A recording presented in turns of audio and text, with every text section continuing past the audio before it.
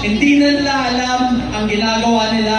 Pero ano naman natin, hindi talaga alam ni Marcos kung anong ginagawa niya, kaya ganito ang ekonomiya ng ating bansa.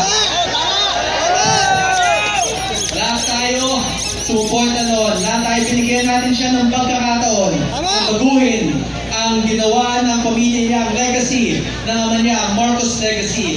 Pero sinayang niya lang. Yung Duterte family, binigyan siya ng pagkakataon, sinuportahan siya, binigyan siya ng tiwala, at pinakulong lang niya ang dating presidente na ginawa siyang president. He imprisoned the man who trusted him and the man who gave him the faith in leading the country. So dati ang sigaw natin, BBM. Ngayon ang sigaw natin, Marcos resign! Marcos resign! Marcos resign! Marcos resign! Kasi wala nang kinabukasan ang ating bansa sa pamamalakad ni President Bongbong Marcos. Mag-resign ka na, ang dami mo nang ninakaw sa amin. Ang dami nyo nang ninakaw, ang dami nang namatay. Nagpa-party-party ka lang, na kumakain ka lang, natulog ka lang sa Malacanang habang binabaha at nagugutom ang iyong mga nasasakupan. Justisya para sa Pilipinas, BBM resign, Marcos resign! Marcos resign! Marcos resign! Marcos resign! Marcos resign! Thank you everyone and God bless. Ladies and gentlemen, pero alam mo mas babalik ang power kapag nagsigawan ng lahat. Kaya marinig namin kayo. Oh, eto na si Kuya Bench para mag-chat. Kuya Bench, take over! Kulong na yan! Mandaro Bongbong! Sabay-sabay natin isigaw! Kulong na yan! Mandaro Bongbong! Kulong na yan! Mandaro Bongbong! Kulong na yan! Mandaro Bongbong! Marcos resign! Marcos resign! Marcos resign! Marcos resign! Marcos resign! Ayan, balik na tayo. Salamat Kuya Bench. O ngayon, mga kaibigan, Aktibo na tayong lahat ngayon. Siyempre, ay alam mo, nakakatuwa ha. Nakakatuwa ang mga tao, partner, na andito pa rin at pakiramdam ko mas lalo silang dumami. Diba? So, gusto nyo bang makarinig naman ngayon? Gusto nyo makarinig ngayon ang pagkagaling-galing kumanta? siyempre, Maiba lang, para ka-break lang natin to. from The Voice Teens Season 3, palakpakan na may kasamang sigawan for Francine Bendol! Pero habang hinihintay natin si Francine, shout out kina Daddy Chito Balmosino, and of course, walang iba, kundi ang serbisyong totoo, Tatay Rani Ludovica! Alright. Good evening, everyone! Wait up! Ano? Love you, baby! Masigaw mo na po naman dyan! Love you, baby! Yun na! Ayun, so before I start, I would like to introduce myself. My name is Francine Bendol, and I am a former teen artist from The Voice Teens, Season 3. Ayan po, nice meeting you all. Ayan, shout out po sa mga magaganda, mga pogi nating mga kababayan Pilipino dyan. Yan! Ayan, ayan. Ayan, also I would like to say na it is an honor to be here on stage na mag-perform sa inyong lahat and also para sa Pilipinas dahil proud na proud ako maging Pilipino, no? Isang estudyanteng Pilipino. And ayun nga, we all have our reasons. Dito tayo sa may Pero exam one unit thing is mamaya na for dito sure, yung ang gusto natin ay ang activities. katotohanan, justice, accountability. Ayan na. So, God bless us all. God bless the Philippines. Ayan po. And O sige, tignan natin kung okay ba kayo. Mabuhay ang Pilipino! Mabuhay! Mabuhay ang Pilipinas! Mabuhay! Alright.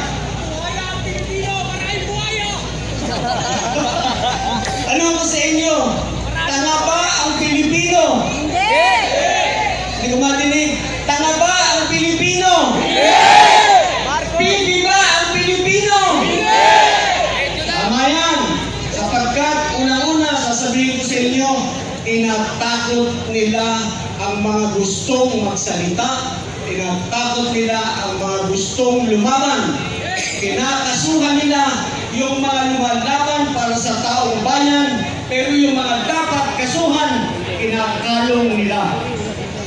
Sabi ko sa mga kasamahan natin, huwag kayong matakot dahil tayong lahat may karapatang magsalita.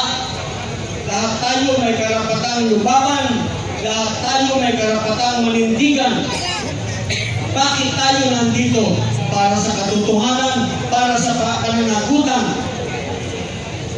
Ako, para sa mga batang nalunod sa baha na walang laban dahil sa kasakiman. Yung mga ama na hindi na uuwi, yung mga kapatid na hindi na makikita muli, hindi nyo na madidinig, hindi nyo na mayayakap, walang laban. Nandito ako para sa kanila, para ipaglaban sila katulad din lang ninyo. Pinapatahimik tayo. Niloloko tayo. Balikan natin yung sinabi ni Kong Mike tungkol kay Gutesa.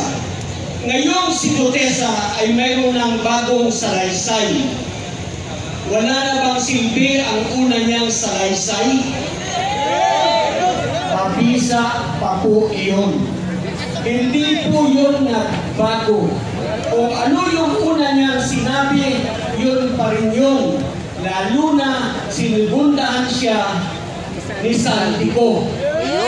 Alright, corroborated yung kanyang statement. Natatakot na sila kaya ganyan ang ginagawa nila.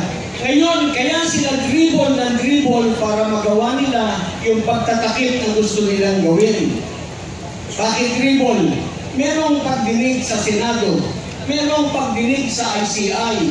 Pagkatapos yan, may pagdinig din sa DOT, sa Department of Transportation at sa DPWH. Pagkatapos meron din, magkakaroon pa rin ng pagdinig sa Ombudsman bago sila makapag-file ng kaso. Ang haba ng dribble, may kaso agad, wala pang kaso yung mga dapat kasuhan, pero yung katulad ni General Pokis, kinasuhan na. Inciting to sedition daw, hindi kami magkakamali na maggawa niyan sapagkat kami sa United People's Initiative ang pinaglalaban namin ay ang paggalang sa saligang batas.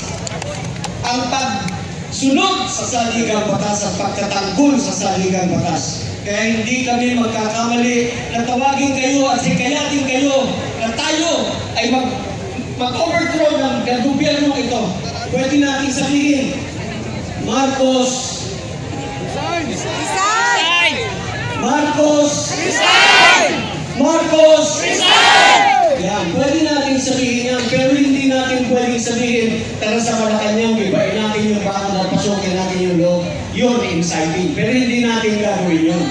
Mag-resign siya, dahil yun ang gusto ng taong bayan. Yung sinabi ni Saldico, wala raw visa, kasi hindi sinumpaan, madali naman sumpaan. Pero importante, nagsalaysay na siya, nagsabi na siya kung sino-sino ang mga involved sa malakihang nakawa na ito. Madaling sumpaan. At katutugma yung kanilang mga salita. Huwag po kayong maniniwala na walang visa ang sasabihin ni Saldico dahil hindi sinumpaan, dahil wala dito kahit saan siyang lupalot nandun. Nagsalaysay na po siya at saan lupalot niya naman kukunin yung mga data na nilahal niya sa atin kung hindi yun ang katotohanan. Meron pa siyang documents na pinakita. Siguro 19 or 20 pages yung kanyang attachment na pinakita. Ito ang katibayan ng lahat. Yan. At huwag po kayong mag-alala.